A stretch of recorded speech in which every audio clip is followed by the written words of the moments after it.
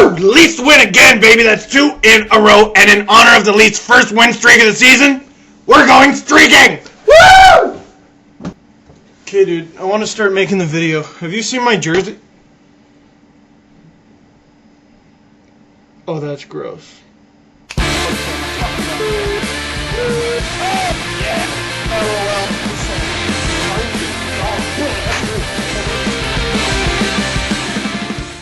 Leafs win!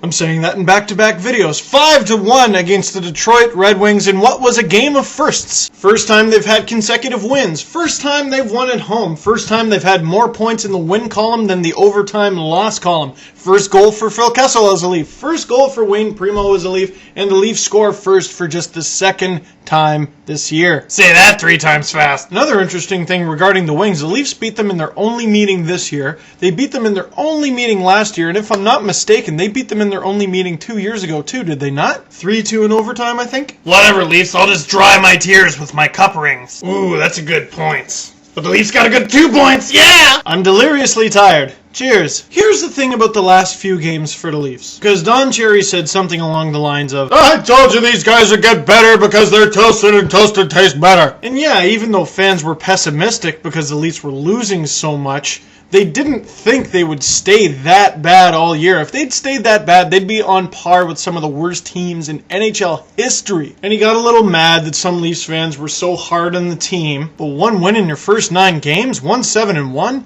that sucks. And with all the expectations and all the hype coming out of the summer, the fans felt a little bit jaded after the slow start. Some of them took it a little too far. But those fans who didn't, for example, throw crap on the ice, deserve to be mad. That being said, I love your show. But looky at the Leafs now. They have a 7-game point streak going, and they've won 2 straight. They have 10 points in their last 7 games. But while the Leafs are sprinting this part of the marathon, they're still 29th in the pack. And if they keep going at this pace, they'll catch up, but they're pretty far back. You're all about the analogies. You don't even know what analogy means. What? Something that's very different in the Leafs' recent success and their early season struggles, goaltending. And here's the thing, a lot of fans are saying Toskala sucks. I don't think Toskala sucks, but at the same time, you look at his stats, he's playing some of the worst hockey of his life. And while Joey McDonald is a pretty decent option when you're in a bind, he's probably not the kind of guy who's going to carry you to the playoffs on his back. Oh, he'll do fine if you provide him with the defense, but at the beginning of the season, they weren't doing that. And Gustafsson, well, he just doesn't care because he preys on the souls of forwards. Oh, really? Really, Red Wings? Because all I heard was glove save. 35 saves on 36 shots. The Wings really outshot the Leafs tonight.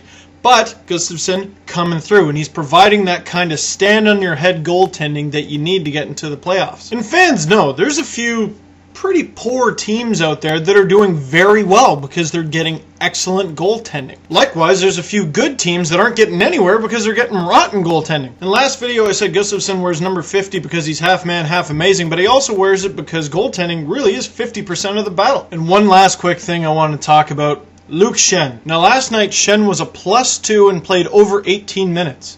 And that's great because I'm going to say something not a lot of Leafs fans want to admit. He hasn't been very good this year. And fans don't want to admit that because Schenn faltering is a Leafs fan's worst nightmare. People throwing around terms like franchise player, future captain of this team. And then at one point during the season, they were writing articles about benching him.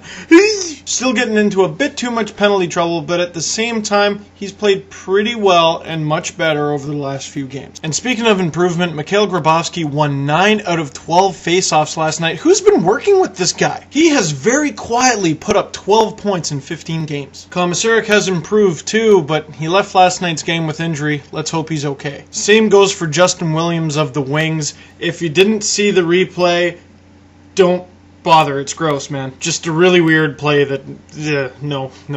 But guys, 2 wins in a row. 7-game point streak, 10 points in 7 games. Optimist, pessimist, let me know how you're feeling. Peace.